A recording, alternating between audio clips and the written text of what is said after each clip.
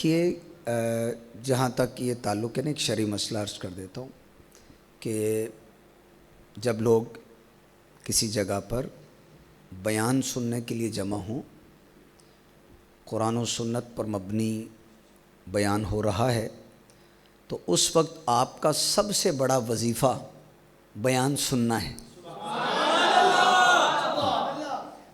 बयान के दौरान तस्बीह नहीं पढ़नी चाहिए। बयान के दौरान बयान सुनते सुनते अपने औराद अपने वजीफ़े ना करें, क्योंकि बयान सुनना उस वक्त आपके लिए सबसे बढ़कर वजीफ़ा है, क्योंकि वो बयान इल्म दीन है। और जो इल्म दीन पर मुश्तमिल गुफ्तगू होती है, बड़ी अहम तरीन गुफ्तगू, बाज़ औक़ात तो उसके अंदर ऐसी चीज़ें भी बयान की जाती हैं जिसका ताल्लुक़ फ़र्ज़ इल्म के साथ है। तो इसलिए इस शरई मसले को हमेशा के लिए याद रखें। जब भी कोई आलिम दीन, आलिम रब्बानी, सुन्नी आलिम दीन, कोई मुबल्लिग इस्लाम, मुबल्लिग दीन जब दीन की बात कर रहे हों, हमारे यहाँ भी मुबल्लिग तशरीफ़ लाते हैं, बयानात करते हैं, दर्स करते हैं, बयान करते हैं, उलमा तशरीफ़ लाते हैं। तो जब भी हम किसी जगह पर जमा हों बयान सुनने के लिए, बाज़ औक़ात लोग बयान सुन भी रहे होते हैं तो अपने वजीफ़े भी कर रहे होते हैं, बयान सुन रहे हैं तो विर्द भी पढ़ रहे होते हैं, तस्बीह भी पढ़ रहे होते हैं। ये ना करें, क्योंकि उस वक्त अहम तरीन काम उनका वो कुरान व हदीस की बात सुनना है, इल्म में मशगूल होना है। एक सहाबी थे, मेरे आका अलैहिस्सलाम की बारगाह में हाजिर थे, तो आका अलैहिस्सलाम के पास जिब्रील अमीन अलैहिस्सलाम आकर अर्ज़ करते हैं, आका ये जो आपसे गुफ्तगू कर रहे हैं इनकी उम्र बड़ी थोड़ी रह गई है, इनका इंतकाल होने वाला है। इमाम राज़ी रहमतुल्लाह अलैह ने तफसीर कबीर के अंदर ये वाक़या लिखा है। तो आका अलैहिस्सलाम ने वो बात उन सहाबी को बता दी। वो डरे नहीं कि मेरी तो अब वफ़ात होने वाली है, बल्कि आका अलैहिस्सलाम से अर्ज़ करते, आका अब मुझे कोई ऐसा वजीफ़ा, ऐसा अमल बता दें कि जो मैं करूं और मेरे लिए सबसे ज़्यादा फ़ायदेमंद हो। तो मेरे आका अलैहिस्सलाम ने उनको फरमाया, इश्तगिल बित्तअल्लुम, इल्म हासिल करने में मशगूल हो जाओ। वो इल्म दीन हासिल करने में मशगूल हो गए। थोड़ी देर के बाद उनका इंतकाल हो गया। रावी जिन्होंने ये वाक़या बयान किया है वो फरमाते हैं, अगर इल्म दीन से अफसल कोई और शय होती तो अल्लाह पाक जल्ला जलालू के महबूब अलैहिस्सलाम उस थोड़े वक्त में उन सहाबी को उसी के करने का हुक्म देते, लेकिन आपने इल्म दीन हासिल करने की तालीम दी, इसलिए पता चला कि इल्म दीन ये सबसे बड़ा वजीफ़ा है। अब देखिए प्यारे इस्लामी भाइयों, मैं अपनी गुफ्तगू की तरफ आता हूँ। अभी रमज़ान की 29वीं रात चल रही है ना, तो हमें अच्छी अच्छी नीयतों के साथ रमज़ान को अलविदा कहना है, क्योंकि 1-2 दिन बाकी हैं। अच्छी नीयतें यूँ कि सारी ज़िंदगी हमारे अंदर तक़वा, परहेज़गारी, अल्लाह पाक की मोहब्बत, नबी पाक अलैहिस्सलाम की उल्फ़त हमारे सीनों के अंदर आ जाए सारी ज़िंदगी के लिए। ये उसूल हमें ये ज़ाब्ता अपने सामने रखना है सारी ज़िंदगी के लिए। मैं आपको एक हदीस सुनाता हूँ, अगर आप तवज्जो रखेंगे ना तो इंशाअल्लाह मोहब्बत पैदा होगी, चाशनी मिलेगी। सही बुखारी शरीफ के अंदर हदीस है, आका अलैहिस्सलाम फरमाते हैं कि जब रात का आखिरी 1/3 हिस्सा बाकी रह जाता है, आखिरी 1/3 का मतलब होता है रात के 3 हिस्से कर लें, 2 गुजर जाएं, 1 रह जाए। जैसे एक उंगली है ना, इसके 3 पोरे हैं, 1 पोरा 1/3 है, 1/3, 1/3, 3 में से 1। इसकी मिसाल दे देता हूँ। जैसे कभी ऐसा हो कि मगरिब से लेकर सुबह सादिक तक ये सारी रात कहलाती 9 घंटे की है, पहले 6 घंटे गुजर जाएं, ये 2/3 गुजर गया। अब आखिरी जो 3 घंटे बाकी रह जाएंगे फजर आने तक, 3 घंटे, ये है आखिरी सुलुस, आखिरी 1/3 हिस्सा। सही बुखारी के अंदर हदीस है कि जब रात का आखिरी 1/3 हिस्सा रह जाता है तो अल्लाह पाक आसमान दुनिया पर तजल्ली फरमाता है और फरमाता है, मैं यदऊनी फ़अस्तजीब लह, है कोई मुझसे दुआ करने वाला मैं उसकी दुआ कबूल कर लूँ। मैं यसअलूनी फ़अतिया, है कोई मुझसे सवाल करने वाला, है कोई हाजतमंद के मैं उसकी हाजत को पूरा कर दूँ। मैं यस्तगफिरूनी फ़अगफिर लह, है कोई बख्शिश मांगने वाला मैं उसको बख्श दूँ। तो अब ये हदीस कितनी तसल्ली देती है। तो हमें इसकी आदत बनानी चाहिए, काश कि हमें तहज्जुद नसीब हो जाए। और सिर्फ ये किसी ख़ास महीने के साथ नहीं, रमज़ान के साथ नहीं, 12 रबीउल अव्वल के महीने के साथ, रबीउल अव्वल के प्यारे महीने के साथ नहीं, सारी ज़िंदगी ए काश हमारे दिल में बड़ी से बड़ी कोई तमन्ना हो, कोई छोटी से छोटी तमन्ना हो। कोई औलाद का तलबगार है, किसी की औलाद नाफरमान है, वो फरमाबरदार बन जाए, अल्लाह पाक रिज़्क़ के हलाल के दरवाज़े खोल जाए। तो उठिए ना, इस वक्त में उठकर अपने रब को याद करें, दुआ करें, रब की बारगाह में गिड़गड़ाइए, रब को मनाने की कोशिश करें कि इस वक्त बंदा जो दुआ अल्लाह करीम की बारगाह में करता है, अल्लाह करीम अपने फजलो करम से बंदों की दुआओं को कबूल कर लेता है। आइए एक और हदीस पेश करता हूँ, वो भी सही बुखारी के अंदर है। एक देखें, ये हम आपने ये एक महफ़िल सजाई है, एक समझ लें ये इज्तिमा है, महफ़िल है, अंजुमन है। यहाँ तिलावत भी होती है, यहाँ नात भी पढ़ी जाती है, यहाँ बयान भी होता है। यहाँ अलविदा जब आप पढ़ते हैं तो कुछ आँखों से अश्क जारी हो जाते हैं। ये सारा काम अच्छा। एक महफ़िल की लज्जत वो है जो इज्तिमाई तौर पे बंदे रब को याद कर रहे हों, इसका अपना मज़ा है। लेकिन एक और बताता हूँ, एक महफ़िल कौन सी है? एक महफ़िल वो है जो लोगों के बीच में रह कर सजाई जाती है, और एक महफ़िल वो है जो अकेले रब को याद करके सजाई जाती है। कभी ये मौका बने अकेले रब को याद करें तो दो आंसू रब की मोहब्बत में निकाल दे। सही बुखारी शरीफ के अंदर हदीस है, प्यारे आका अलैहिस्सलाम फरमाते हैं, सबअतुन युज़िल्लुहुमुल्लाहु फ़ी ज़िल्ली यौम ला ज़िल्ला इल्ला ज़िल्लुहु। रोज़े हश्र अर्शे इलाही के साए के सिवा कोई साया नहीं होगा, कोई साया नहीं। 7 बंदे ऐसे हैं, 7 जिनको रब अर्श का साया अता करेगा। फरमाया उनमें से एक रजुलुन ज़करल्लाह खालिया फफादत ऐनाहु, वो बंदा जो अकेला बैठा है और अपने रब को याद कर रहा है, रब की मोहब्बत में उसकी आंखों से आंसू जारी होते हैं। अल्लाह पाक अपने इस बंदे को कल माशर के दिन अर्श का साया अता करेगा। शायर कहते हैं, दिल में हो याद तेरी गोशाए तन्हाई हो, फिर तो खलवत में अजब अंजुमन आराई हो। यानी अकेला बंदा किसी कोने में बैठा हो, अपने रब को याद कर रहा हो और रब की मोहब्बत में आंसू निकलें, ये जो महफिल है ना, इस महफिल का अपना ही मज़ा है।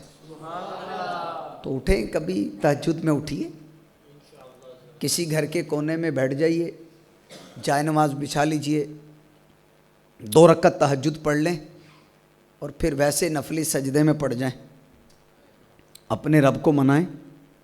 बंदा सजदे में रब के सबसे ज़्यादा करीब होता है हालत सजदा में। अब बंदा सजदे में पड़ जाए, अपने रब को याद करे, दुनिया जहान की जौन सी नेमत रब से मांगना चाहते हैं, ईमान सलामत मांगे। रमज़ान में अल्लाह उम्रे की सआदत दे दे, ये मांगिए। फ़र्ज़ रोज़ा रखकर तवाफ़े खाना काबा की रब हमें सआदत दे दे, ये मांगिए। फ़र्ज़ रोज़ा रखकर नबी पाक अलैहिस्सलाम के दरबार नूर बार पर हम हाजिर हों, सामने सुनहरी जालियाँ हों, मवाजे शरीफ हो, वहाँ हम सलाम रज़ा पढ़े, मुस्तफ़ा जाने रहमत पे लाखों सलाम, शम्ए बज़्मे हिदायत पे लाखों सलाम, काबे के बदरुद्दुजा तुम पे करोड़ों दुरूद, तैबा के शम्सुद्दुहा तुम पे करोड़ों दुरूद, दिल करो ठंडा मेरा वो कफ़े पा चांद सा, सीने पे रख दो ज़रा तुम पे करोड़ों दुरूद, अपने खतावारों को अपने ही दामन में लो, कौन करे ये भला तुम पे करोड़ों दुरूद, करके तुम्हारे गुनाह मांगे तुम्हारी पनाह, तुम कहो दामन में आ तुम पे करोड़ों दुरूद। जिस चीज़ को तमन्ना है आका के दर की हाज़िरी हो जाए, रमज़ान में उम्रे की सआदत मिल जाए, अल्लाह करीम हज्जे मबरूर की सआदत दे दे। उठिए तहज्जुद के वक्त, वो रात के आखिरी तिहाई हिस्से के अंदर जो सही बुखारी की हदीस में बयान किया गया, बंदा उस वक्त में उठे, अपने रब को याद करे। अल्लाह तबारक व तआला उस रात के आखिरी तिहाई हिस्से में आसमान दुनिया पर तजल्ली फरमाता है। इमाम बुखारी हदीस लेकर आए, अल्लाह पाक फरमाता है, हदीस कुदसी है कि अल्लाह फरमाता है कोई दुआ करने वाला मैं दुआ कबूल कर दूं, है कोई मुझसे हाजत मांगने वाला मैं उसकी हाजत पूरी कर दूं, है कोई मुझसे बख्शिश मांगने वाला मैं उसको बख्श दूं। उस वक्त उठिए हम कहें ए अल्लाह मैं हूँ तेरी बारगाह में दुआ कर रहा हूँ, मैंने अपनी झोली फैला दी है, ए अल्लाह मेरी खाली झोलियाँ मुरादों से भर देना। ए अल्लाह पाक मैं काबा देखना चाहता हूँ, मुझे काबा दिखा दे। मेरे माँ बाप इतने इतने अरसे से बीमार हैं, अल्लाह उनको शिफा दे दे। मेरे बच्चे बीमार हैं, अल्लाह उनको भी शिफा दे दे। ए मालिक रिस्क तंग हो गया। उस वक्त में उठिए अपने रब को याद करें, अल्लाह करीम वहाँ से रोज़ी देगा जहाँ से बंदे का गुमान भी नहीं है। तो नीयत करें ना आप लोग, नीयत करते हैं? हाँ नीयत करें जी। अच्छा एक और नीयत करनी है। देखिए आज के इस ग्लैमर्स हैं, रंगीनियाँ हैं, अफरा तफरी है, जेन जी का लफ्ज़ बोला जाता है, जनरेशन जी जो हमारी नई नस्ल आ रही है, उनको चाहिए मस्जिद से मोहब्बत करें जैसा कि माशाल्लाह आप कर रहे हैं, और फिर सारी ज़िंदगी रखें। देखें कुरान हदीस जब हम देखते हैं तो माँ बाप की इज़्ज़त दोनों का, माँ का एहतराम, माँ की इज़्ज़त, माँ की खिदमत, बाप का अदब, बाप का एहतराम, दोनों रिक्वायर हैं इस्लाम को। इस्लाम दोनों की डिमांड करता है। बच्चे का काम नहीं है कि माँ और बाप में उनकी रिस्पेक्ट के एतबार से जुदाई करे, नहीं, बोथ आर सेम। दोनों की इज़्ज़त, दोनों का अदब, दोनों का एहतराम। माँ की खिदमत खूब करे, माँ की खिदमत खूब करे, बाप की इज़्ज़त खूब करे, बाप की भी खिदमत करे, माँ की भी खिदमत करे। अब यहाँ पर एक बात यह भी कहता हूँ, जो बच्चे बड़े हो जाते हैं, मैरिड हो जाते हैं, शादीशुदा हो जाते हैं, शादीशुदा नहीं भी हैं, शादीशुदा नहीं भी हैं, तो आप अपने अम्मी अब्बू को, अपने अब्बू अपनी अम्मी को जब ईदी पेश करें, नए नोट कड़क कड़क करते नोट माँ बाप को पेश करें, चुने हुए। हाँ इंसान है ना, अपने लिए नए कड़क कड़क करते आवाज़ आए उसमें से तो हमें अच्छे लगते हैं। माँ बाप से प्यार करें। आपने हर तरफ ईदी बांट दी, अपने माँ बाप को कुछ पेश नहीं किया आपने।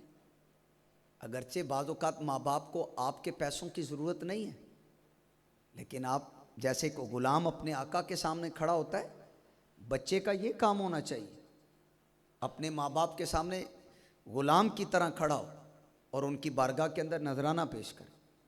ये कोई एहसान नहीं है, उनको ज़रूरत नहीं भी है तब भी पेश करे, और अगर ज़रूरत है फिर तो बहुत लजाजत के साथ, एहतराम के साथ, अदब के साथ पेश करे। माँ बाप को ईदी में नए नए नोट पेश करें, फिर देखें माँ बाप के दिल में कितनी खुशी दाखिल होती है। और ख़ुसूसन जब माँ बाप बुढ़ापे में पहुँच जाए तो उनकी इज़्ज़त करनी है, ज़्यादा एहतराम करना है। जिस तरह एक ग़ुलाम अपने आका के सामने बिछा होता है, हमने देखा है मुआशरे में बाज़ बच्चे ऐसे हैं जो लोगों के सामने तो बड़ी आजिज़ी करते हैं, माँ बाप के सामने अकड़ अकड़ खड़े होते हैं। ये नहीं करना, ये नहीं करना। जैसे ग़ुलाम अपने आका के सामने खड़ा है तो यूँ बस कब मेरे माँ बाप मुझे हुक्म दे तो कब मैं ओबे करूँ, कब मैं बात मानूँ, ये कुरान चाहता है, ये हदीस चाहती है। सारी ज़िंदगी के लिए इसको रखना चाहिए, और ख़ुसूसन बुढ़ापे में पहुँच जाए तो इज़्ज़त ज़्यादा करनी है, एहतराम ज़्यादा करना है।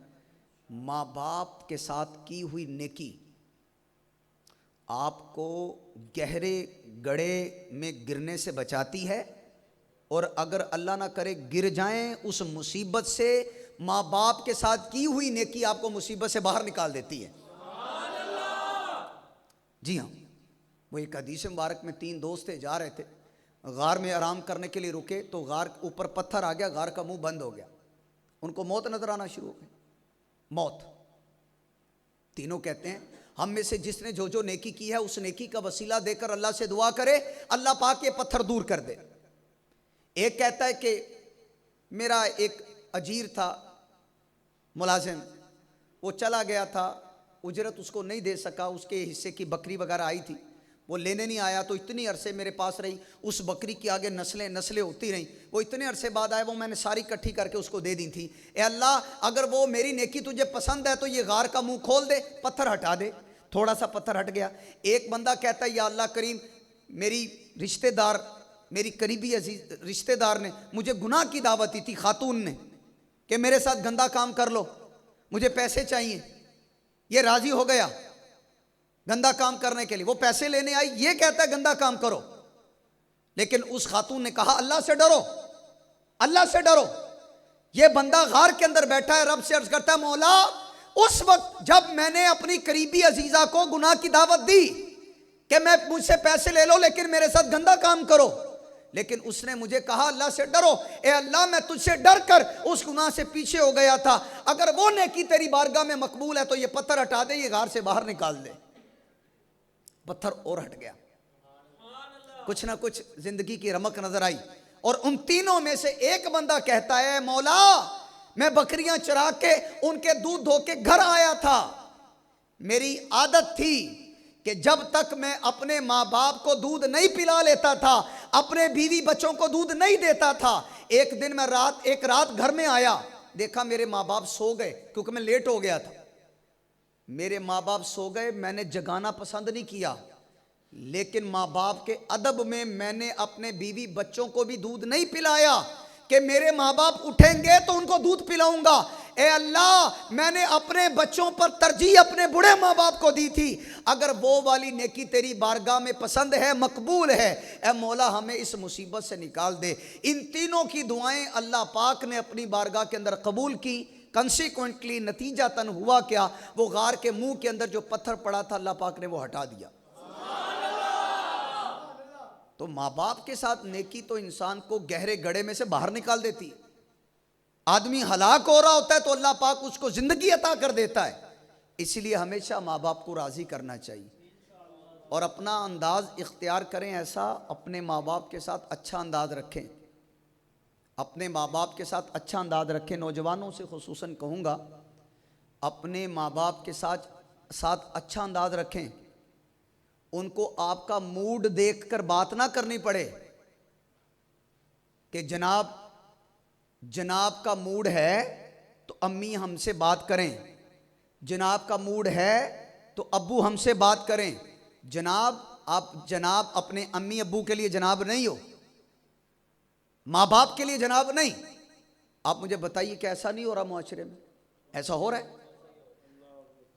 वालिद साहिब कुछ कहना चाहते हैं, माँ कुछ कहना चाहती हैं, अब्बू कुछ कहना चाहते हैं, लेकिन बच्चे का पारा ही बड़ा हाई है, उसका मूड ही ठीक नहीं है, वो अपने टोन में है। माँ बाप इंतज़ार करते हैं कब ये मूड ठीक करे, कब हम बात करें। महीनों महीनों गुजर गए, बच्चा बरखुरदार जनाब अपना मूड ही ठीक नहीं कर रहा। अल्लाह अल्लाह अल्लाह, किस काम का है ये जनाब? किसी काम का नहीं है। कि जिससे बात करते वक्त मैं औलाद को कहता हूं, जिस बच्चे से बात करते वक्त माँ बाप सोचें कि मूड ठीक हो तो हम इससे बात करें, ऐसे बच्चे को तौबा करनी चाहिए और अपना बिहेवियर चेंज करें। अपने आप को गुलामों की तरह माँ बाप के सामने रखा करें। वो जब दिल करे सुबह हमसे बात करना चाहें सुबह करें, दोपहर को करना चाहें दोपहर को करें, रात को करना चाहें रात को करें। जब दिल करे हमें हुक्म फरमाएं, हम लब्बई कहते हुए अपने माँ बाप के सामने हाजिर हो जाएं। एटीट्यूड ना दिखाएं माँ बाप को, अपने मूड की बात ना करवाएं माँ बाप को। आजिज़ी रखें, इनकिसारी रखें। जो माँ बाप के साथ अच्छा सलूक करता है, भलाई करता है, फिर देखिएगा अल्लाह करीम जल्ला जलालुहु उसको बड़ी से बड़ी मुश्किल से बाहर निकाल देता है। जिस तरह के हदीस के गार के अंदर बंद है, मुश्किल में आ गया, मुंह बंद हो गया, पत्थर लग गया, लेकिन उन 3 दोस्तों में से एक दोस्त कहता है अल्लाह मैं अपने माँ बाप को दूध पहले पिलाता था, बाद में बीवी बच्चों को। एक दिन आया दूध धोकर घर में, माँ बाप सो गए, मैंने उनको उठाया भी नहीं और अपने बच्चों को भी दूध नहीं पिलाया कि मेरे माँ बाप खुद ही उठेंगे और इनको मैं दूध पिलाकर अपने बच्चों को दूध पिलाऊंगा। और इसी तरह किया। अल्लाह करीम जल्ला जलालू की बारगाह में अर्ज़ करता मौला वो नेकी तुझे पसंद है तो इस मुसीबत से निकाल दे। फिर अल्लाह करीम जल्ला जलालू ने बिल आखिर उन तीनों दोस्तों को उस मुसीबत से बाहर निकाल दिया। उनमें से एक नेकी क्या थी? माँ बाप के साथ अच्छा सलूक।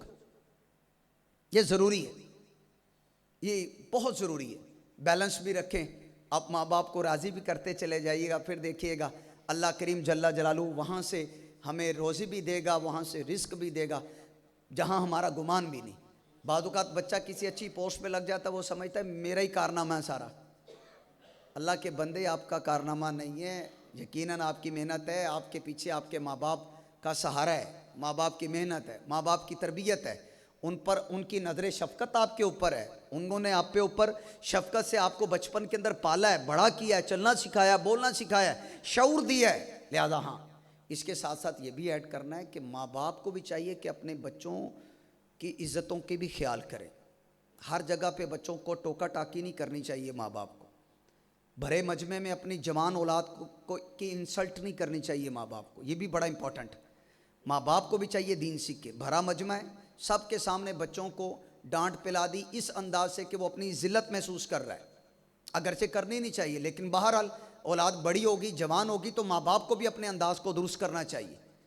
अगर वो आपसे बात करना चाहती है आपकी औलाद, तो कम से कम आप उनकी बात सुने, ये उनका हक है, आप उनकी बात सुने, उनको अपने दिल की बात करने दें, वो जो कहना चाहते उनको बोलने दें। हाँ, वो बात करें, आप कुछ और कहना चाहते हैं तो उनको बोले बेटे आपके हक में ये बेहतर नहीं है, ये बेहतर है, यूं कर लें, तो उनको उनकी लाज रखें। औलाद की भी लाज रखनी चाहिए, उनकी इज्जत का ख्याल रखना चाहिए। भरे मजमे में जवान औलाद को भरे मजमे के अंदर इस अंदाज से डांट डपट करना कि वो अपनी जिल्लत महसूस करे, माँ बाप को ये अंदाज इख्तियार नहीं करना चाहिए, उनको भी ख्याल करना है। लेकिन औलाद हर हाल में उसको माँ बाप की फर्माबरदारी करनी। नियत तो कर लें मेरे साथ इंशाअल्लाह, नियत करते हैं। अच्छा, बादुकात तो उस बाप की सेवा की जाती है जो बाप दौलतमंद होता है, ये भी मैं आपको बता दूं। बच्चा है ना, बेटा बेटी बाप की चारपाई के चक्कर काटती हैं रोजाना ही। जो चारपाई के चक्कर कट रहे हैं ना, ये बाप की दौलत की वजह से कट रहे हैं। हाँ, जिनको अल्लाह ने तौफीक दी है वो मुखलिस होकर खिदमत कर रहे हैं, लेकिन ये जो चक्कर पे चक्कर कट रहा है ना बाप के गिर्द, बाप के कमरे का तवाफ हो रहा है, चक्कर कट रहे हैं, ये बाप की दौलत खिंच के ला रही है उसको। दौलत है नहीं है, वो हमारे माँ बाप है, हमारा सब कुछ है। औलाद मुखलिस होकर माँ बाप की खिदमत करे, बाप की औलाद की वजह से बाप की दौलत की वजह से बाप की खिदमत ना करे, माँ की दौलत की वजह से माँ की खिदमत ना करे कि खिदमत करूँगा इनका दिल नर्म हो जाएगा तो मुझे दौलत से नवाज देंगे, ये तो फिर लालच की वजह से माँ बाप की खिदमत की, ये नहीं। एक दुनिया के अंदर सिर्फ एक रिश्ता जो खालिस है। हाँ माशाल्लाह, किसने जवाब दिया? क्या, कौन सा जी? माँ बाप जो मोहब्बत अपनी औलाद से करते हैं ना, बस ये वाला मुखलिस रिश्ता है। बच्चा जब मोहब्बत करता है माँ बाप से तो उस माँ बाप से करता है जो दौलतमंद हैं, जिनके पास बैंक बैलेंस है, जायदादें हैं। अगर माँ बाप के पास जायदादें ना हो तो ये महीना महीना अपने बाप के पास नहीं बैठता। ये बैठा इसलिए, आया इसलिए, चक्कर इसलिए काटता है, उसकी चारपाई के कमरे का तवाफ इसलिए करता है जायदाद मेरे नाम लिखवाएगा, मुझे फलां प्रॉपर्टी देगा, मुझे फलां पैसों में से मुझे बड़ा रकम दे देगा, वरना ये नहीं बैठ रहा। वरना अगर बाप के पास कुछ नहीं, 3-3 महीने 2-2 महीने 1-1 महीना गुजर गया, ये बाप को देखने नहीं आया, मुलाकात करने नहीं आया, इसने फोन कॉल तक नहीं की, क्या कहता है? अबू मैं मसरूफ बड़ा हूं। लेकिन अगर यही बाप बैंक बैलेंस रखता होता, ये रोजाना चक्कर काटता। ए औलाद, अपना इखलास देख, तुझे चाहिए कि अल्लाह पाक की रिजा के लिए अपने माँ बाप के साथ मोहब्बत कर, बस। तो चलो, ईदी कौन कौन देगा अपने अम्मी अब्बू को? अपने अम्मी अब्बू को ईदी कौन कौन देगा? और कड़कते कड़कते नोट, नए नए नोट कौन देगा जी? अल्लाह आप सबको जज़ाए खैर अता फरमाए। अपने माँ बाप को ईद पे ईदी दें, नए नए नोट, अपनी बीवी को भी दें, अपने बच्चों को भी दें, पहले माँ बाप की खिदमत में पेश करें। सबसे प्यारा नोट, क्योंकि नोट मिसाल के तौर पे 5000 का पुराना भी नोट है, नया भी नोट है, लेकिन नया ज़रा दिल को अच्छा लगता है, तो वो माँ बाप की खिदमत में यूं करके पेश करना है इंशाअल्लाह। हाँ, अब की ईद आप पहले भी देते होंगे, अब की ईद अपने छोटे बच्चे, जाहिर बात है छोटे बच्चों को तो नहीं मैं कह रहा वो अफोर्ड नहीं कर सकेंगे, तो ये तो खुद अपने माँ बाप के अभी ज़ेरे साया हैं, उन्हीं से पॉकेट मनी भी लेते होंगे, जेब खर्ची जिसको कहते हैं। लेकिन बड़ों के से मैं कह रहा हूँ, बड़ों को कह रहा हूँ, जो बच्चे कमाते हैं, शादीशुदा हैं, खुद औलाद वाले हैं, उनके माँ बाप बुढ़ापे में चले गए, अब की ईद माँ बाप के लिए स्पेशल गिफ्ट देंगे, नए नए नोट इंशाल्लाह उनको तोहफे के अंदर ईदी के तौर पे पेश करेंगे। अब फिर देखिएगा, माँ बाप से फिर दुआएं लीजिएगा। एक और यहाँ पे नियत करते हैं कि मेहमान को कभी भी बोझ नहीं समझना। मेहमान, और ये माथे के ऊपर तेवरियां नहीं चढ़ानी मेहमान को देखकर। मेहमान आया, रिज्क साथ लाया और जाते जाते हमारी बख्शिश करवा गया है, ये तो सौदा ही बड़ा सस्ता है। आया, अपनी रोजी साथ लाया, रिज्क साथ लाया, हदीस में है, आया रोजी साथ लाया, रिज्क साथ लाया, जाते जाते हमारी बख्शिश करवा गया। हदीस शरीफ का मजमून है कि ऊंट की हम्प, ये जो कोहान होता है ना, इस तरह उबरी, इसको इंग्लिश में हम्प कहते हैं, उसके अंदर छुरी दाखिल करें, छुरी बड़ी तेज़ी से चली जाती है, क्योंकि अंदर हड्डी कोई नहीं है, गोश्त भी नहीं है, सारी चर्बी है, तो छुरी अंदर जाने में कोई रुकावट है? कोई रुकावट नहीं। फरमाया जिस तरह ऊंट की कोहान में छुरी दाखिल करें तेजी से घुस जाती है, इससे भी ज्यादा जिस घर में मेहमान आता है अल्लाह पाक की रहमतें उतरती हैं। हमारे माँ बाप हमारे घर में आए, जो अलग-अलग औलाद रहती हैं, तो एजाज़ है, बाप के लिए खड़े हो जाएं, माँ के लिए खड़े हो जाएं, उनको बिठाइए, अच्छा सा दस्तरखान लगाइए, उनको खिलाइए। बड़ी बहन हमारे घर में आई है, कोई परेशानी नहीं, वो रिज्क साथ लाई है, जाते जाते हमारी बख्शिश करवा गए। मेरे बड़े भाई आ गए, छोटे भाई आ गए, दस्तरखान लगाइए, वो रिज्क साथ लाए, हमारी बख्शिश करवा के जा रहे। मेरे चचा, मेरे ताया, मेरी फूफी, मेरी खाला, मेरी बहनें, मेरी भतीजियाँ, मेरे भांजे, भतीजे, भांजे, ये सब आ गए, आप दस्तरखान लगाइए। नीयत क्या करनी है? आए, रिज्क साथ लाए, जाते जाते हमारी बख्शिश करवा गए, और क्या चाहिए हमें? और ऊंट की कोहान में एक छुरी दाखिल करें तो तेजी के साथ छुरी दाखिल हो जाती है, कोई रुकावट नहीं। फरमाया इससे भी ज्यादा जिस घर में मेहमान आता है अल्लाह पाक की रहमत तेजी से उतरती। तो मेहमान को खुशी खुशी से वेलकम करेंगे, उसको वेलकमिंग माहौल देंगे, उसको ये फील ना हो कि शायद हमारा आना इसके लिए कोई बोझ का बायस बन गया है। ये भी हमें जगह जगह काम आती हैं चीज़ें। आप अपना ज़र्फ़ बड़ा करें और अपने सीने को कुशादा करें, ज़र्फ़ बड़ा करें, सोच बड़ी करें। इंशाअल्लाहुल करीम हमारी रोज़ी में, हमारे रिज़्क़ के अंदर कोई कमी नहीं आती, बल्कि अल्लाह करीम जल्ला जलालू के फ़ज़लो करम से अल्लाह पाक उस रोज़ी के अंदर हमारे लिए बरकत अता फ़रमा देता है। अच्छा, ये जो रमज़ान की आखिरी रात होती है ना, आखिरी रात, इसकी एक फ़जीलत हदीस में है, रमज़ान की आखिरी रात के पूरे महीने हर दिन जितनों की अल्लाह मग़फ़िरत फ़रमाता है, सब के मजमूए के बराबर रमज़ान की आखिरी रात अल्लाह अपने बंदों की मग़फ़िरत कर देता है। तो रमज़ान की आखिरी रात कभी भी गफलत में नहीं गुजारनी, वो तसव्वुर में करके कि पता नहीं आइंदा साल रमज़ान, अल्लाह हम सबको नसीब करे, लेकिन रमज़ान की आखिरी रात इंशाअल्लाहुल करीम इबादत में गुजारेंगे। जितना मैक्सिमम हो सके अल्लाह पाक को याद करेंगे। अच्छा, ये तो थी रमज़ान की आखिरी रात। एक होती है चांद रात। कौन सी? इसको बोलते हैं हाँ, लैलतुल जायज़ा। माशाअल्लाह माशाअल्लाह, लैलतुल जायज़ा, शव्वालुल मुकर्रम की पहली रात, शव्वाल की ईदी मिलने की रात है। ये कौन सी रात है? ईदी उसी को मिलेगी ना जो सारे रोज़े रखें, तरावी पढ़ी है, कुरान पढ़ा है, रब को याद किया है, फर्माबरदारी की, लअल्लकुम तत्तकून के ऊपर उसका अमल हुआ है। तो अहादीस की रोशनी में जो चांद रात है, शव्वाल की पहली रात, जिसको हमारे आम में चांद रात कहते हैं, तो हदीस की रोशनी में चांद रात भी इबादत की रात है। लेकिन हमारे यहाँ सारी रात जागते हैं, म्यूज़िकल इंस्ट्रूमेंट्स, पता नहीं क्या क्या बाहर चलता है। ऐसा नहीं करना। इंशाअल्लाह मुस्लिम शरीफ की हदीस की रोशनी में जो इशा जमात से पढ़ता है, आधी रात इबादत का सवाब, और जो फजर बा जमात पढ़ता है पूरी रात इबादत का सवाब मिलता है। तो कितना अच्छा हो कि इशा हम बाजमात पढ़ लें चांद रात को, फिर अपने रिश्तेदारों से मिलें, घर में मिले, फिर बाहर आउटिंग पे ना निकलें, जल्दी सो जाएं, फजर बाजमात पढ़ें, सारी रात सोए रहने के बावजूद सारी रात इबादत का सवाब मिलेगा। है, नियत है। क्योंकि प्यारे भाइयों, छोटे भाई भी बैठे हैं, मैं अगर आप लोग चांद रात को यूं वंडरिंग की ना, सारी रात जागे, सबसे पहले फजर कज़ा होगी, नंबर 2 ईद भी ख़तरा है कि कहीं नींद की नज़र ना हो जाए, तो 10 दिन की कमाई तो गई है। नियत है इंशाअल्लाह। इसको मजबूत रखना है, इसको इतना मजबूत रखें, इतना मजबूत रखें इसको कि आपस के अंदर मोहब्बत, दोस्तों में।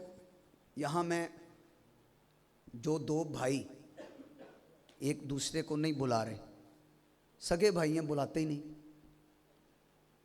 दोनों मुसलमान हैं, दोनों आशिक रसूल हैं, दोनों सही अकीदा सुन्नी हैं, फिर भी नहीं बुला रहे। छोटी छोटी बातें, छोटे छोटे मामलात जहनों से निकलते ही नहीं हैं। ना ऐसे ना करें, अपने दिल को ज़रा नरम करें, लहजे में नरमी लेकर आएँ, कोई लचक पैदा करें, कोई फ्लेक्सिबिलिटी लेकर आएँ। देखो हज़रत यूसुफ़ अलैहिस्सलाम का वाक़या कुरान करीम में तफसील से सूरह यूसुफ़ में मौजूद है। उनके भाइयों ने क्या कुछ नहीं किया था, यहाँ तक कि कुएं में डाल दिया था। अपनी तरफ से मर्डर अटेम्प्ट थी उनकी, यानी शहीद करने के लिए उन्होंने कुएं तक में डाल दिया था, लेकिन रब ताला ने उनकी हिफाजत की। तो क्या यूसुफ़ अलैहिस्सलाम ने इंतकाम लिया था? नहीं। उनका तारीखी जुमला है, ला तसरीबा अलैकुमुल यौम, आज के दिन तुमसे कोई मुआखज़ा, कोई अकाउंटेबिलिटी नहीं है। हज़रत यूसुफ़ अलैहिस्सलाम ने अपने भाइयों को माफ़ कर दिया था। भाई तो भाई के लिए बाजू होता है, ताकत देता है। हज़रत हारून अलैहिस्सलाम जब फिरऔन को तबलीग के लिए जाने लगे तो अल्लाह करीम की बारगाह में आपने दुआ की थी, अल्लाह मेरे भाई हारून के जरिए मेरी कमर को मजबूत कर। फिर अल्लाह पाक ने हज़रत हारून अलैहिस्सलाम को नबी बनाकर हज़रत मूसा अलैहिस्सलाम के साथ भेजा। ये दोनों हस्तियां फिरऔन को तबलीग के लिए, नेकी की दावत के लिए गए। इसका मतलब पता चला मूसा अलैहिस्सलाम ने नेकी के काम में रब की बारगाह में दुआ की, अल्लाह मेरे भाई के जरिए मेरी कमर को मजबूत कर दे। इसका मतलब है एक भाई दूसरे को मजबूत करता है। वो क्या जो पंजाबी का है, परावां दियां बावां, तो बोलिएगा क्या है? पाई पाइयां दियां, तो एक बोल देना कोई, बावां। ये एक दूसरे की बाजू हैं, ये एक दूसरे के सपोर्ट करें। 2 भाई अगर नाराज हैं तो हम प्यारा प्यारा कुरान का, प्यारा प्यारा हदीस का दर्स देते हैं, वो आपस में सुलह कर लें। आपस में 2 सगी बहनें एक दूसरे को नहीं बुला रही, सगे बहन भाई नहीं बुला रहे। ये क्यों ऐसा हो रहा है? नहीं करना चाहिए। देखो एक दिन आना है, जुदाई हो जानी है, एक दिन आना है। वो कौन सा दिन है? मौत का। तो उससे पहले जुदाई क्यों करके बैठ गए? 5-5 साल हो गए, दोनों सगे भाई नहीं बुलाते। भाई और बहन, सगे बहन भाई नहीं बुला, बल्कि यहां तक नौबत आ गई सगा बाप और बेटा एक दूसरे को नहीं बुला रहे। ये क्या है यार? ये तो ना करें, ये तो ना करें। यूसुफ अलैहिस्सलाम ने अपने भाइयों को माफ कर दिया, ला तसरीबा अलैकुमुल यौम। हजरत हारून अलैहिस्सलाम जैसे भाई, मूसा अलैहिस्सलाम ने अल्लाह पाक से अर्जी पेश की, मौला मेरे भाई हारून के जरिए मेरी कमर को, मेरी पुश्त को मजबूत कर दे। भाई भाई आपस में मिल जाएं, मुत्तहिद हो जाएं। जब ये मिल जाएंगे अल्लाह पाक इनको कुव्वत और ताकत अता कर देगा। पंजाबी का जुमला मुहावरा है, मिट्टी पाओ। क्या है? पिछले कामों पे मिट्टी पा दें।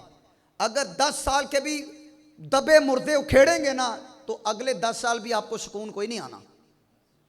दिल से कीना निकालें, अपने भाई के बारे में दिल में छुपी दुश्मनी निकालें, सही मिला करें। सगे बहन भाई भी सही मिले, भतीजा चचा सही मिले, 2 सगे भाई सही मिले, बेटा बाप से सही मिले। कीना ना रखें, बुग़्ज़ ना रखें, अदावत ना रखें कि इसने फलां वक्त मुझसे ये किया था, फलां वक्त ये किया था, फलां मरहले में मेरे साथ ये बुरा सलूक किया था, मैंने इसको नहीं छोड़ना।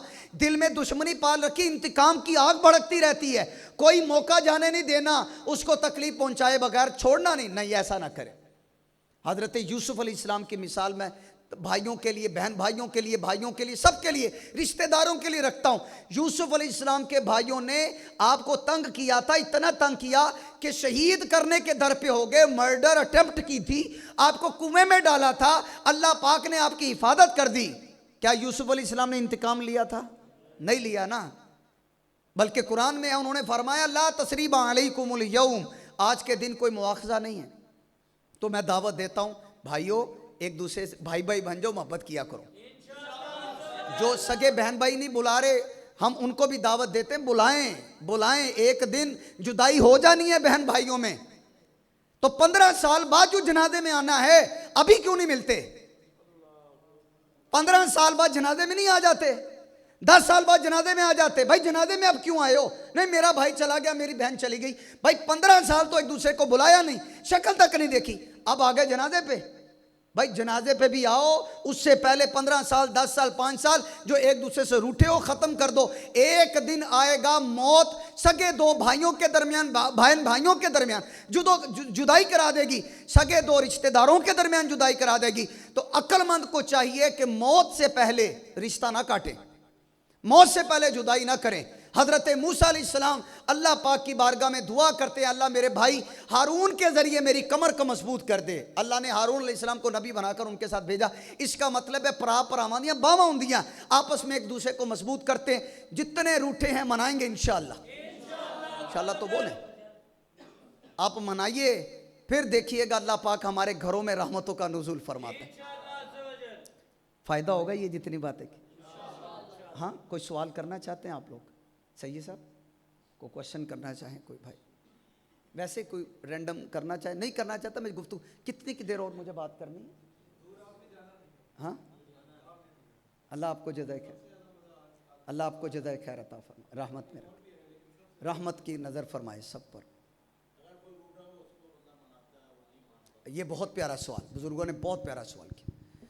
देखिए, कोई मुसलमान भाई, सगा भाई, सगी बहन, सगे ताया, सगे चचा, सगा भतीजा, सगा भांजा, अगर इसी तरह खाला है, फूफी हैं, बहन है, भतीजी है, भांजी हैं, एक दूसरे को नहीं बुला रहे, गलती हमारी नहीं भी है, खुद बढ़ के चले जाएं, सुलह कर लें।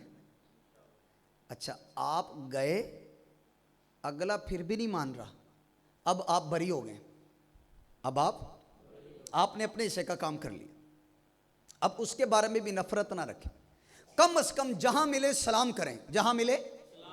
ऐसा ना हो कि दो सगे भाई आपने सामने आए, एक दाएं चला गया, एक बाएं तरफ चला गया, एक मशरिक की तरफ निकल गया, एक मगरिब की तरफ, और एक मशरिक की तरफ निकल गया। ये ना करें, ऐसा ना करें, कम से कम ऐसा ना करें। अदावत ना रखें, मोहब्बतों को फैलाएं, मोहब्बतों को आम करें, मोहब्बतों को बांटना चाहिए। कि मौत का इंतज़ार करें, अगर कोई जुदाई ज़्यादा ही पसंद करता है ना, तो फिर मौत का इंतज़ार कर ले, मौत जुदाई डाल देगी। उससे पहले किसी अक्लमंद का काम नहीं है कि आपस में जुदाइयाँ डाल के बैठे। ये देखो, हम इंसान हैं ना, कमज़ोर हैं, गलती कर ही बैठते हैं।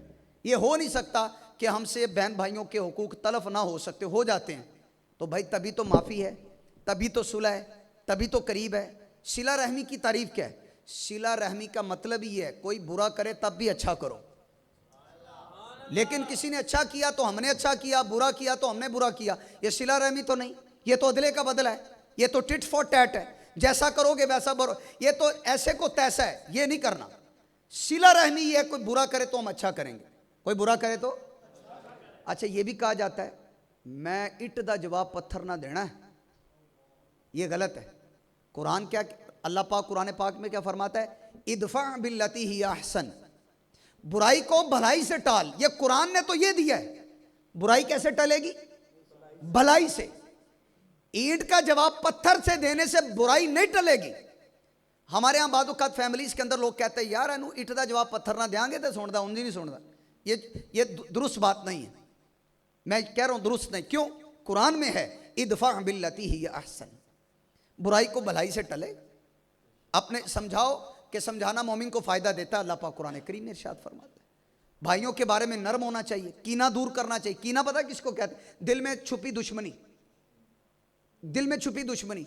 बज़ाहिर मिल भी लिया लेकिन दिल में नफरत है। सगे बहन भाइयों की आपस में, सगे भाइयों की आपस में, सगे रिश्तेदारों की आपस में, चचा भतीजे की आपस में अदावतें।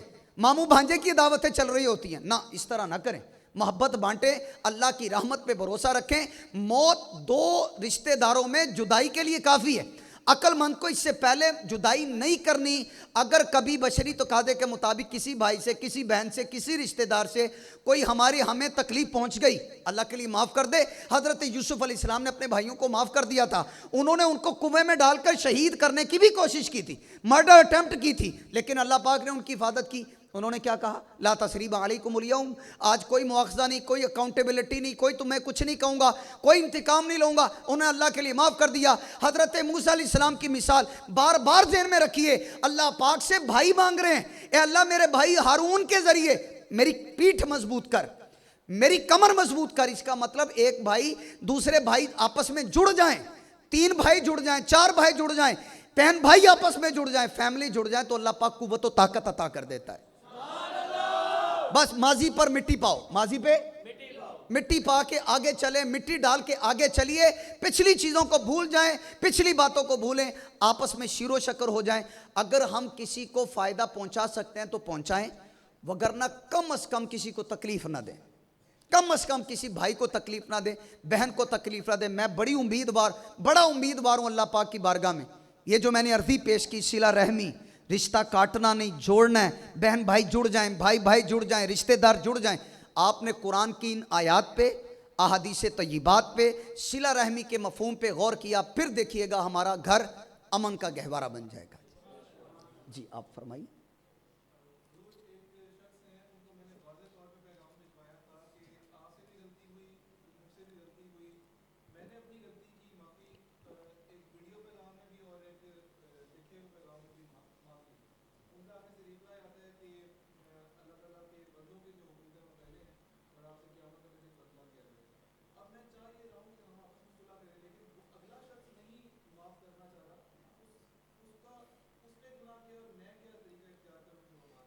माशाल्लाह, अच्छा सवाल है। अभी मैंने अर्ज़ किया कि जब कोई एक भाई किसी का हक़ तलफ़ कर बैठा है तो वो उसके पास जाए, उसको बोले कि मैंने आपका ये हक़ तलफ़ किया है। अब अगले को चाहिए कि जो आपसे माज़रत कर रहा है उसकी माज़रत कबूल करें।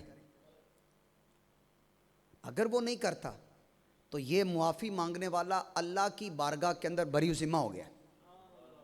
ये आंसरेबल नहीं, ये काउंटेबल नहीं। कल क़यामत वाले दिन इससे नहीं पूछा जाएगा। अब उससे पूछा जाएगा कि तुमने रिश्ता क्यों तोड़ा है। ये तो आया था माफ़ी मांगने, ये फरिश्ता तो था नहीं, नबी तो थे नहीं कि जो मासूम होते। इंसान है, गलती करेगा, भाई है गलती होगी, भाई है गलत बोल देगा, भाई है गलत रिएक्ट कर देगा, बहन है गलती कर बैठेगी, रिश्तेदार है गलती कर बैठेगा। मासूम तो है नहीं कि गुनाहों से पाक हो, गुनाह कर ही ना सके।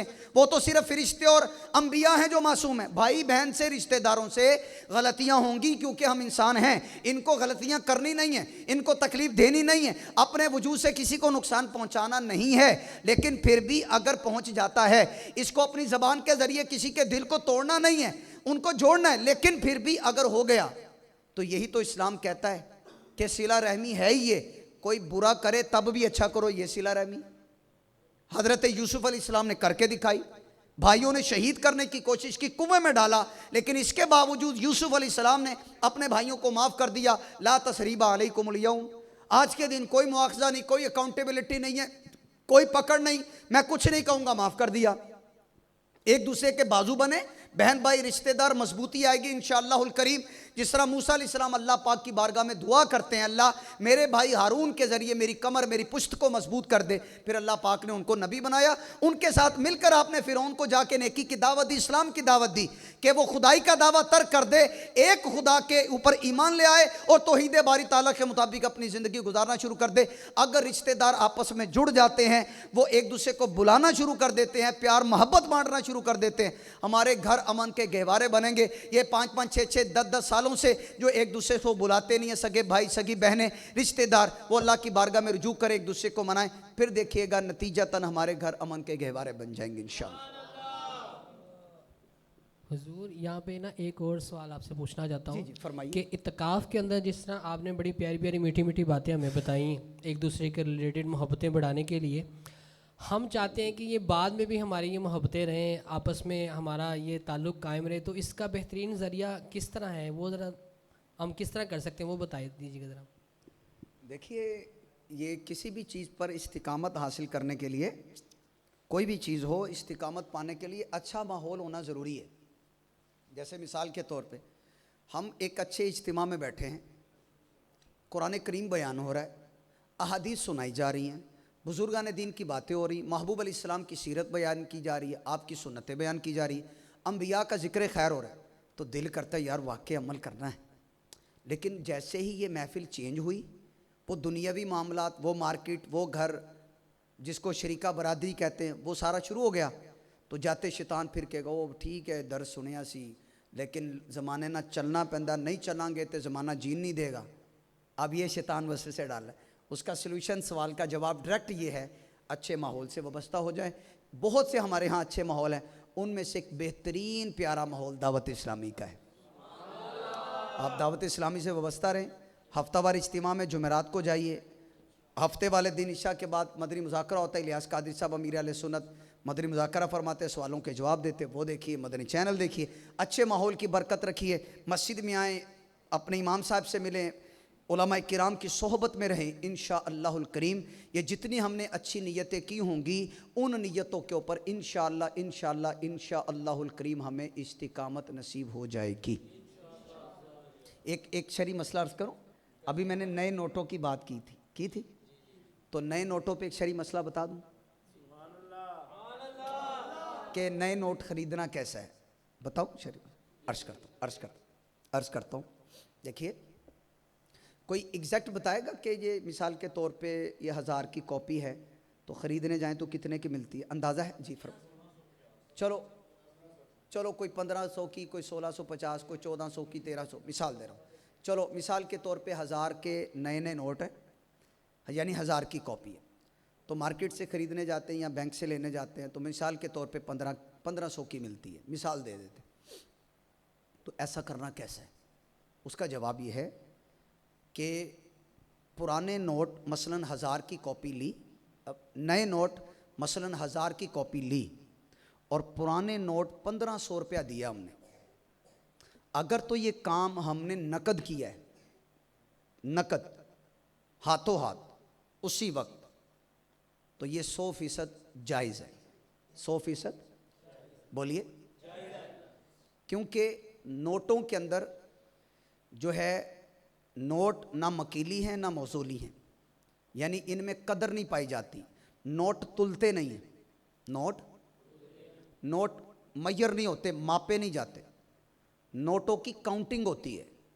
जो रिबा की इल्लत, एक जिन्स है, एक कदर है।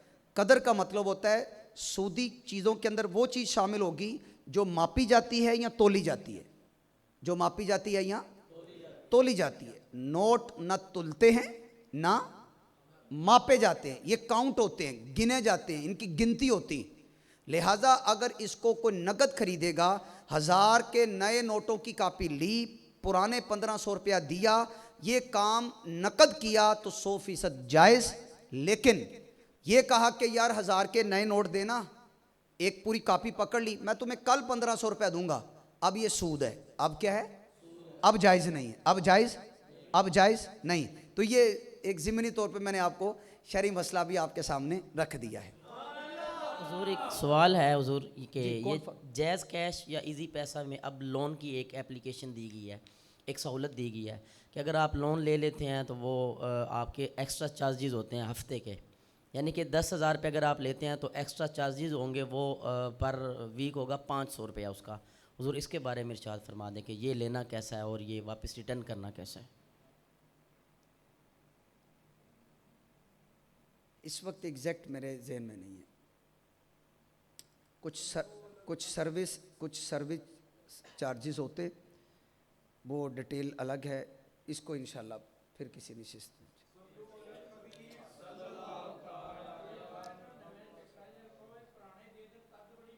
क्या बात है बुजुर्गों ने, क्या बात कही है यार, क्या खूबसूरत बात कही है कि मुसलमानों को, नबी पाक अलैहिस्सलाम के ग़ुलामों को इज़्ज़त की रोटी कोई कमा लें तो अल्लाह पाक की बड़ी रहमत है। ये बड़ी प्यारी बात फरमाई, बहुत प्यारी बात कही।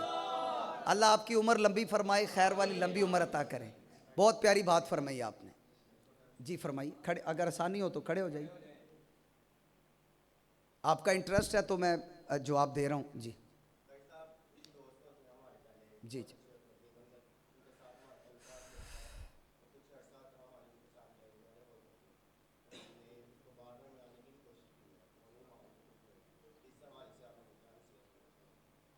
हाँ, ये अच्छा तशरीफ़ रखिए माशाल्लाह। दो दोस्त हैं, किसी वक्त में बड़े गहरे दोस्त थे, बोज़म फ्रेंड थे, एक दूसरे के बगैर रह नहीं सकते। अब एक दूसरे को देखे बगैर नहीं रह सकते। क्या मतलब? देखे बगैर क्या? देखना नहीं है, करीब नहीं आना, उठक बैठक नहीं, बात करना ख़त्म हो गया, चेहरा देखना ख़त्म। क्यों नहीं करे? अगर दो दोस्त हैं, किसी ज़माने में बड़ी पक्की यारी थी, अब यारी टूट गई है, तो यारी तोड़े ना। क्योंकि किसी मुसलमान के लिए जायज़ नहीं है कि अपने मुसलमान भाई से 3 दिन से ज़्यादा कत्ते ताल्लुकी करके रखे। 3 दिन से ज़ायद कत्ते ताल्लुकी नहीं करनी। जबकि दोनों मुसलमान, दोनों आशिक रसूल, दोनों सहील अकीदा सुन्नी, अकीदे में कोई ख़राबी नहीं, अकीदा दुरुस्त है, तो उनको 3 दिन से ज़ायद अदावत नहीं रखनी। वही जो मैंने डिटेल बताई, जो हदीस में मना किया गया, उसका मतलब ये है कि आमना सामना हुआ, एक इस गली की तरफ निकल गया, एक इधर निकल गया, ये नहीं करना। ये हदीस में सख्त मना है, ये हदीस में सख्त मना है। दो दोस्त आपस में प्यार करें, मोहब्बत करें, अल्लाह करीम जल्ला जलालू के लिए आपस में उनको मिलना चाहिए। और कोई सवाल करना चाहिए? जी फरमाइए। जी क्या बात है, क्या बात, क्या बात है जी बुजुर्ग, क्या बात है जी, माशाल्लाह माशाल्लाह माशाल्लाह माशाल्लाह। क्लिप बनना चाहिए इनकी, पिक लेनी चाहिए, पिक लेनी चाहिए। दोबारा एक दफ़ा ज़रा बगल गिर हो जाए ज़रा। अस्सलाम वालेकुम, माशाल्लाह जी, अल्लाह सेहत दे, अल्लाह सेहत दे। ये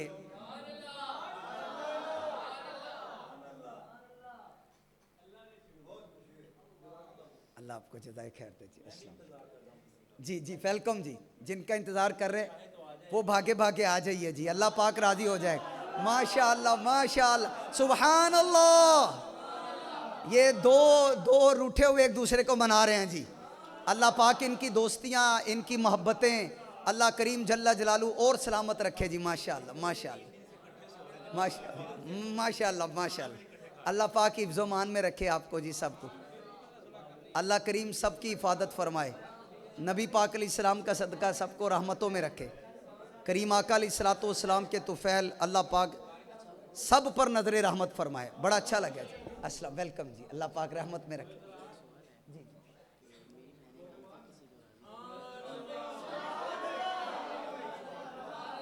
माशाल्लाह माशाल्लाह माशाल्लाह माशाल्लाह माशाल्लाह माशा, क्या बात है जी जी। अच्छा माशाल्लाह जी, अल्लाह इनकी आवाज़ में और बरकतें दे जी।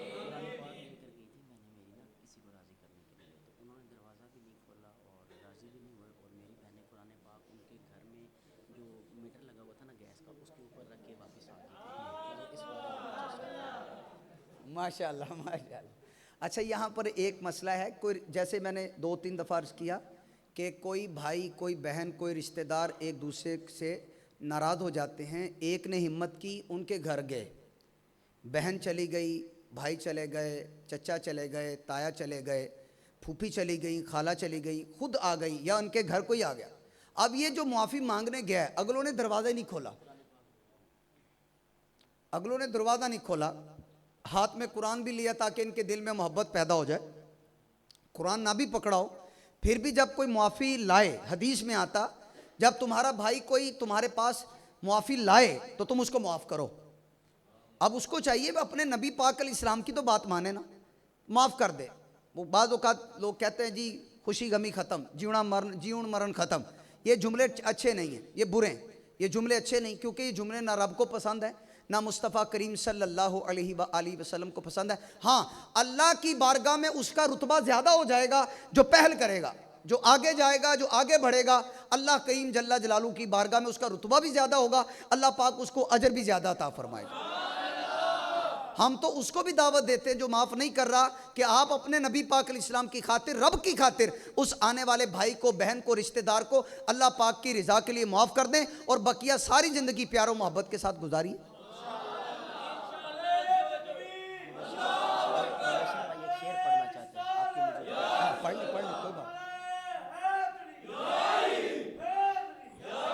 पाई पाया दे दर्दी हुंदे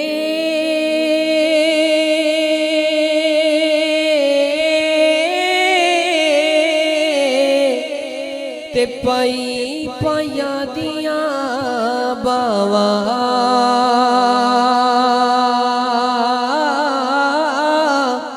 ते बाप सिरा दे ताज मुहम्मद मावा ठंडिया छावा पाई पाया दे दर्दी हुंदे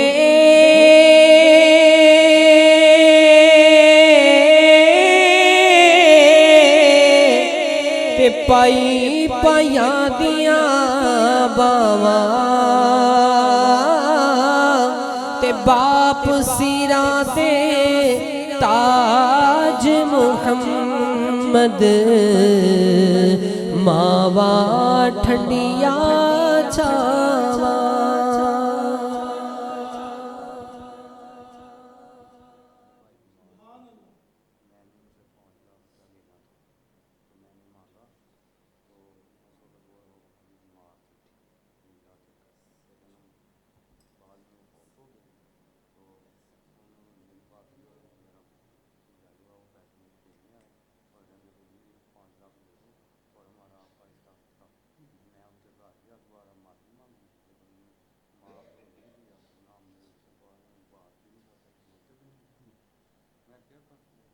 आपका कोई कसूर नहीं, आप बरी, आप अल्लाह की बारगाह में सुरखुल, कोई ऐसा कोई आप इजी रहे, अल्लाह उनके लिए दुआ करते रहे, अल्लाह उनका दिल नरम करते रहे। यहाँ पे एक शरई मसला अर्ज करता हूँ। देखिए हमारे यहाँ ना मुआशरे के अंदर एक ख़राबी है, कोई अपना हक किसी से लेने जाए ना वो अगला नाराज़ हो जाता है। ये अजीब बात है, ये अजीब बात है। मिसाल दे रहा हूँ, एक भाई ने अपने किसी भाई को मिसाल के तौर पे किसी ज़माने में कर्जा दिया है, मिसाल दे रहा हूँ, चंद लाख रुपए कर्जा दिया।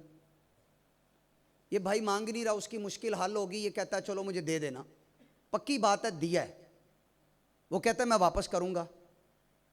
अब ये भाई उनकी बीमारी के बाद, बीमारी के दौरान या उनके इंतकाल के बाद मुतालबा करता है अपने भतीजों से कि यार आपके वालिद ने यानी मेरे भाई ने मेरा पैसे देने हैं। अब भतीजे या जो भाई की बीवी है भाभी, वो मूड बना के बैठ गए, वो नाराज़ हैं, इन्होंने मुतालबा क्यों किया। ये बड़ी अजीब बात है, ये तो बड़ी अजीब बात है। कोई अपना हक मांगे तो कह देंगे ये जी ठीक है हम आपको आपका कर्जा वापस देते हैं, सारी ज़िंदगी जीन मरण ख़त्म। इसी तरह बहनों का वरासत का हक खा के भाई बैठे हैं, बहन मुतालबा करने आए, पहने बुआ खुला रखना ही कि नहीं, पैसे चाहिए देते बुआ बांधी। ये क्या खुदा का खौफ नहीं है इनको, मरना नहीं है, रब को जवाब नहीं देना। एक तो तुम अपनी तरफ से तो एक पाई नहीं उसको दे रहे, ये वरासत का हिस्सा उसके बाप की तरफ से उसको मिला है, दुनिया की कोई ताकत उसको नहीं रोक सकती। ये भाई कोई एहसान नहीं कर रहा बहन को वरासत का हिस्सा देके, ये अपना नहीं दे रहा, जो इसको मिला वो बाप की तरफ से मिला। अब बेटी को भी बाप का मिल रहा, भाई कुछ नहीं दे रहा। भाई ये किस चीज का एहसान जला रहा है, लेकिन मुआशरे में चल रहा है। ऐसा ना करे, हम उनको दावत फिक्र देते हैं उन भाइयों को।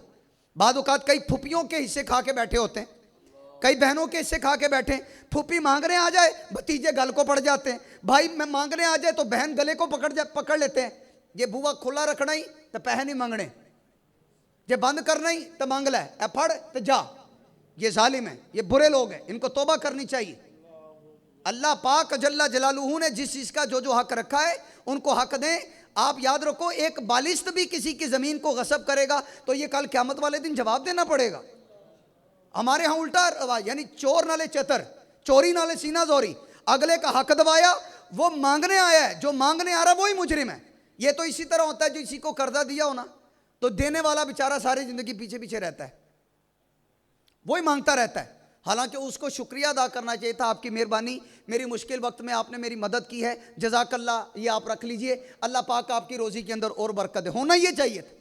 लेकिन हमारे यहाँ उल्टा होता है, तो जिसने नेकी की है और उसके साथ नेकी नहीं हो रही तो वो अपना मामला अल्लाह पे छोड़ दे, आप बरी ज़िम्मा हैं, आप रब के हुजूर मुजरिम नहीं, और अपने उन बहन भाइयों के लिए दुआ करते रहें, अल्लाह पाक उनके दिल में आपके बारे में नरमी डाल दे।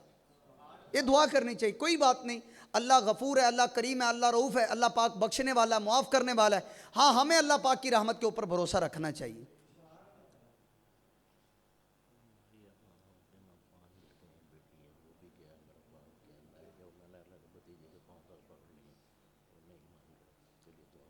जी, उसका बेहतरीन आला है, दुआ मोमिन का हथियार है, दुआ मोमिन का, हदीस शरीफ में आता है दुआ मोमिन का हथियार है।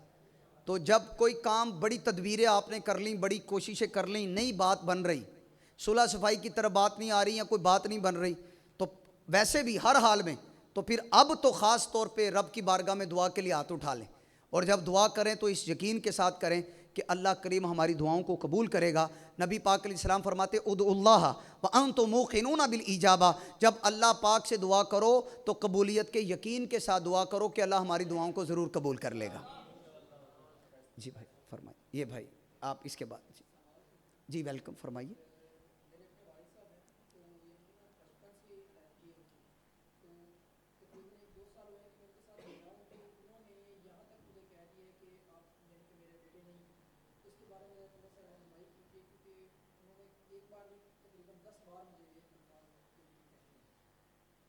जज़ाक तशरीफ़, जी माशा, तशरीफ़ रखिए, अल्लाह पाक सब के हाल पे रहम फरमाए। देखिए शरई मसला है ना, जो माँ बाप है ना, वो सारी ज़िंदगी औलाद के माँ बाप ही हैं। कोई लाख कहे, कोई बेटा कहे अब्बू को तू मेरा अब्बू नहीं, बाप पुत्र को कहे पुत्र तू मेरा पुत्र नहीं, ये ख़त्म नहीं हो सकता रिश्ता। बाप बाप है, बेटा बेटा ही रहना है सारी ज़िंदगी। बाज़ औक़ात मियाँ बीवी में आपस में जुदाई हो जाती है, तलाक हो जाती है। ये जो औलाद है, औलाद की नज़र में दोनों माँ बाप बराबर हैं। ये माँ की भी इज़्ज़त करेगा, बाप की भी इज़्ज़त करेगा, अगरचे उनमें जुदाई हो चुकी, तलाक हो चुकी, अब वो इकट्ठे नहीं रहते, लेकिन इस बच्चे का हक है जब चाहे अपनी माँ से मिले, जब चाहे अपने बाप से मिले, जब चाहे उनके पास जाए। बाप का ये कहना कि तू मेरे पास ना आया कर, ये बाप की तरफ से सख्ती है, खिलाफ शरअ बात है। बाप अपने बेटे को अपने से जुदा नहीं कर सकता।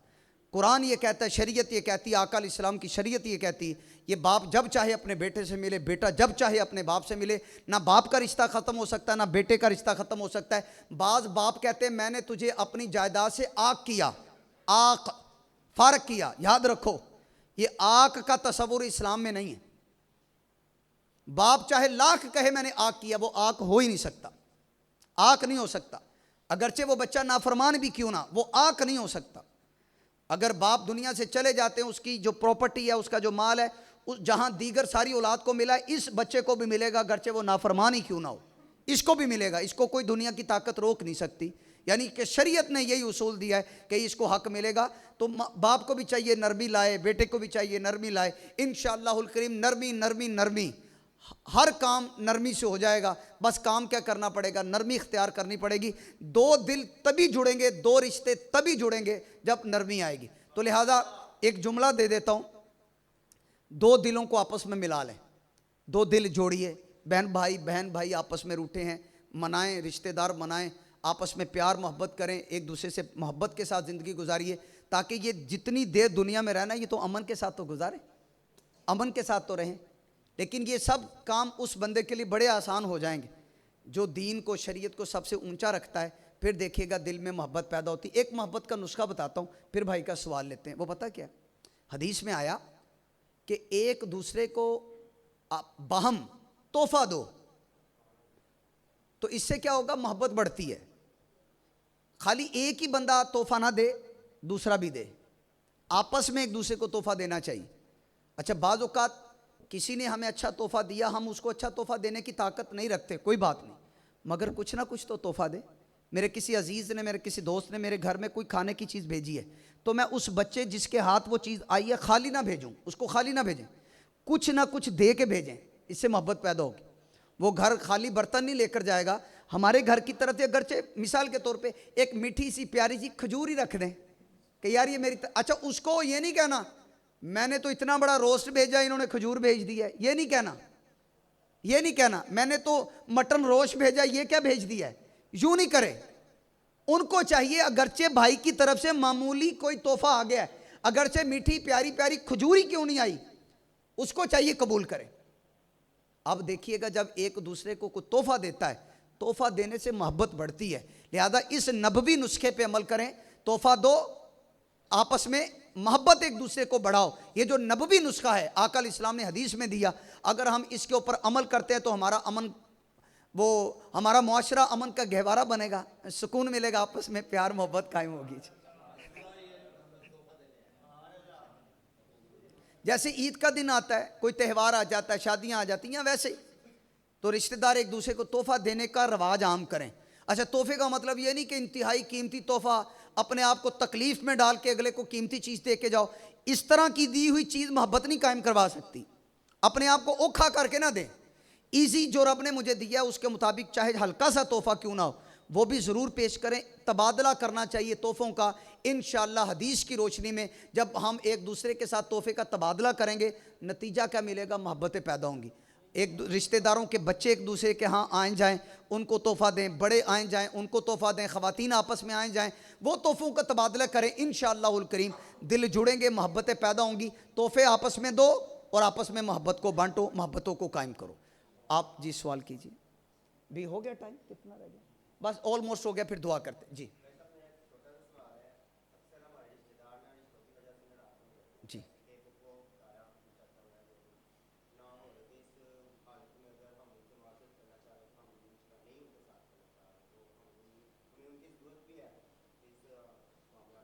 यानी रिश्ता शादी का रिश्ता, ओके। अच्छा मैं यहाँ पे अर्ज करता हूँ, देखिए दुनिया में ना अब ना करने का, नो कहना किसी को, इनकार करना किसी को, बाकायदा तौर पे दुनिया में इसके तरीके सिखाए जा रहे हैं। किसी को इनकार भी करना है ना, इनकार भी करना है तो अच्छे तरीके से इनकार किया जाए। बाज़ औक़ात बहन भाई आपस में एक दूसरे से रिश्ता अपने बच्चों का तलब कर लेते हैं। मसलन भाई ने चाहा कि मेरे बेटे का रिश्ता मेरी बहन की बेटी के साथ हो जाए, बहन राज़ी नहीं है, इस भाई को नाराज़ नहीं होना चाहिए, वो उनकी मर्ज़ी है। ये अपना हुक्म मुसल्लत ना करें। इन्होंने रिश्ता भेजा था, उन्होंने कबूल नहीं किया, उनके जहन में कुछ और है, कोई बात नहीं, आप अपना पहला रिश्ता बाकी रखें। हमारे यहाँ क्या होता है, किसी से रिश्ता मांगा, उन्होंने नहीं दिया, उनके जहन में कोई बात थी, अब क्या हुआ, नतीजा क्या निकला, वो जो पहला रिश्ता बहन भाइयों का है वो भी गया, पहला रिश्ता भी गया। ये तरीका ठीक नहीं। इसका मतलब है आपने तो डंडे की जोर पे ऑर्डर चलाया था, आपका ऑर्डर नहीं माला, आप नाराज हो गए। भाई रिश्ता है, ऑर्डर तो नहीं है, ये फोर्स तो नहीं कर सकते। उनका बेटा, उनकी बेटी, उनकी मर्जी। हाँ, उनको चाहिए जो इनकार कर रहे हैं ना, उनको चाहिए सुलझे अंदाज से, प्यारे अंदाज से, अच्छे अंदाज से साफ साफ इनकार करें, किसी को लारे में ना रखें। रिश्तेदारों में ये भी होता है, लारों में रखते हैं, डिलेइंग टैक्टिक्स करते हैं, उनको रोक के रखते हैं, अच्छा देखेंगे, करांगे, सोचांगे, नहीं। उनको इनकार इस अंदाज से करें। मसलन कोई अपनी बेटी का रिश्ता खुद ही मांग लिया किसी माँ बाप ने, आम तौर पे खुद नहीं कहते, बेटे के लिए तो कह देते हैं, खुद अपनी बेटी किसी को देनी हो तो मुंह से नहीं कहते, लेकिन बिलफर्ज किसी ने कह दिया, तो जो बेटे वाले हैं जिनके यहाँ रिश्ता लेने गए, उनके माँ बाप को चाहिए इंतहाई प्यार से इनसे माजरत कर लें और इनकी बेटी के लिए दुआ कर दें, अल्लाह पाक उसके वक्त अच्छे करे, अच्छी नेक जगह पे उसका रिश्ता कर दें, उसके लिए दुआ कर दें। उसी वक्त उनके माँ बाप जो आपके घर में आए हुए हैं रिश्ता देने के लिए, उनसे माजरत किया तो उनको भी दुआ दे दें कि अल्लाह पाक आपके लिए आसानी करे। फ़िलहाल मतलब हम नहीं करना चाह रहे, बस आप हमारी मजबूरी को समझिए, इस अच्छे अंदाज से इनकार कर दें। लेकिन अगर हो सकता है तो कर लें, अगर हो सकता है तो कर लें, दिल मजबूत जुड़ जाएंगे, अगर लगता है कि जुड़ जाएंगे।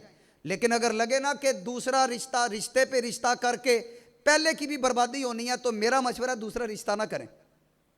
ये भी साथ कह रहा हूँ, अगर हाँ भी हो रही हो, अगर पहला रिश्ता भी खराबी पड़ना है यानी पहला, मिसाल दे रहा हूं, पहले सिर्फ चचा था, अब वो ससुर भी बन गया है, उसने तबाही डाल दी है। पहले सिर्फ ताया था, अब वो ससुर भी है, उसने तबाही फेर दी है, भतीजे की लट कर दी है पकड़ के उसने। फूफी पहले सिर्फ फूफी थी, अब सस भी बन गई है, उसने कोई नहीं बख्शिश की, कोई राह नहीं छोड़नी। इसी तरह और भी रिश्ते, ये ना करें। इसका मतलब हुआ कि आपने तो पहले रिश्ते को भी खराब कर दिया। अपनी इतनी उम्र के अंदर, अपनी इतनी उम्र में मैंने ऑब्जर्व किया है, यानी मुशाहदा किया है, अगर पहला रिश्ता अच्छा चल रहा है तो उसको चलने दें। रिश्ते पे रिश्ता करके अगर पहला रिश्ता भी खराब करना है, दूसरा रिश्ता ना करें।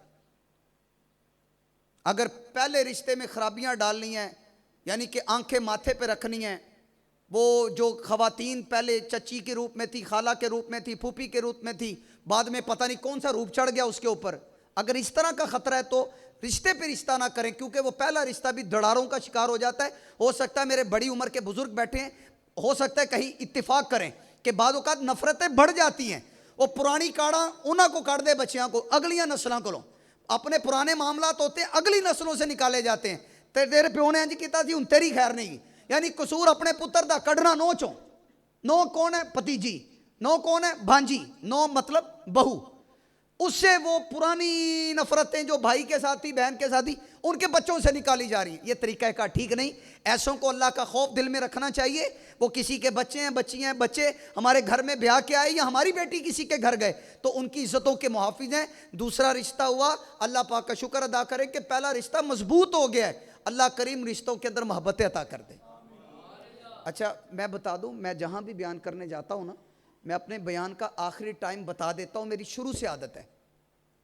लेकिन यहाँ आप लोगों ने खुद ही खुली छुट्टी दे दी, सैयद साहब की ज़ेरे निगरानी के, जी बोलते चले जाओ, हम सुनते क्यों भला। मैं अर्ज़ करता हूँ अल्हम्दुलिल्लाह, अल्लाह पाक के फजलो करम से बहुत जगहों पे, बड़ी बड़ी जगहों पे, हर मस्जिदों में, यूनिवर्सिटीज़ के अंदर, तालीमी इदारों में, बड़े बड़े इज्तिमात के अंदर मैं बयानात की सआदत पाता हूँ।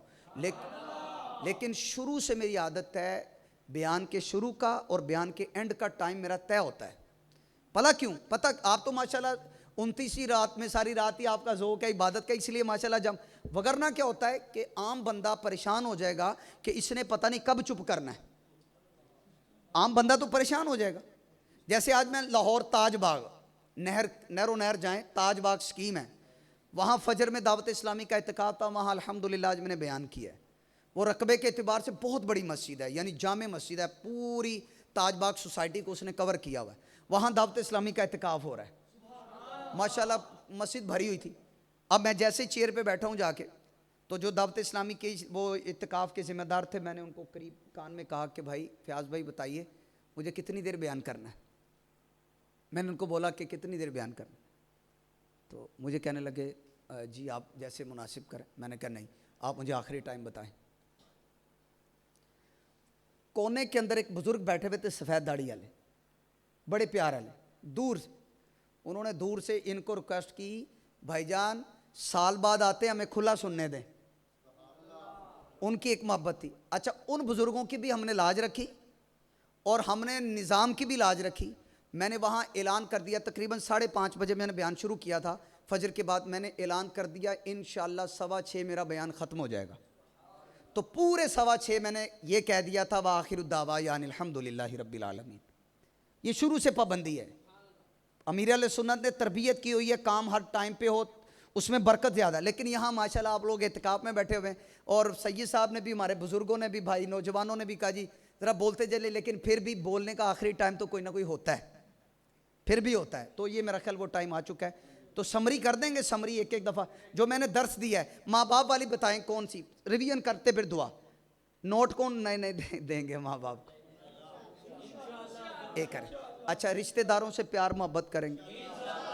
अच्छा, एक ये भी कहा था कि चांद रात इबादत की रात है, और एक ये भी कहा था कि जो रमज़ान की आखिरी रात है अल्लाह पाक पूरे महीने के बराबर अल्लाह अपने बंदों को बख्श देता है। अच्छा, ये भी कहा था कि तहज्जुद में उठकर दुआ करनी, बुखारी की हदीस। और ये भी कहा था कि कभी कोने में बैठकर 2 आंसू निकाला करें, इनाम क्या मिलेगा? कल अल्लाह पाक अर्श का साया अता करेगा। ये जितने गुफ्तगू की, फिर आपस में तोहफ़ा दो, मोहब्बत पैदा होगी इंशाअल्लाहुल करीम। हम इन सारी चीज़ों पर गौर करेंगे। अब ये सारी बातें क्या थी? दिलों को जोड़ने वाली, प्यार वाली, मोहब्बतों वाली। यही हमारा दीन सिखाता है, यही एतिकाफ सिखाता है, यही मस्जिदें सिखाती हैं। अल्लाह पाक मेरी आप सब की बेहिसाब मगफिरत फरमाए। जी ये भाई दुआ अपना जी फरमाइए। आखिरी सवाल है जी, थोड़ा सा जी।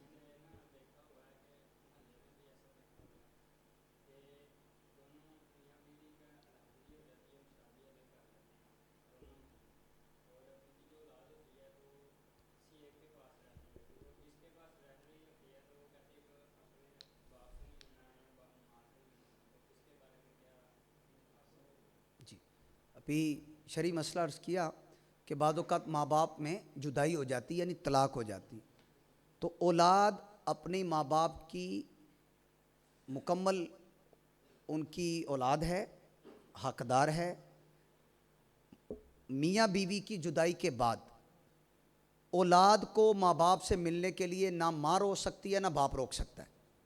यहाँ ये सही फरमाया कि मुआशरे के अंदर ये होता है, माँ सख्ती ना मना कर दी, तेरी जुरत ना होवे प्यो नूं मिलिया तू, तेरी जुरत ना होवे। बाप कहता है तेरी जुरत ना होवे तू माल जावे, ये खिलाफे शरअ है। ये क्या है? अगर बाप इस तरह की बात कर रहा है कि माँ से ना मिले औलाद, तो ये भी खिलाफे शरअ बात है। माँ कह रही है प्यो नहीं मिलना, बाप से नहीं मिलना, तो ये भी खिलाफे शरअ है।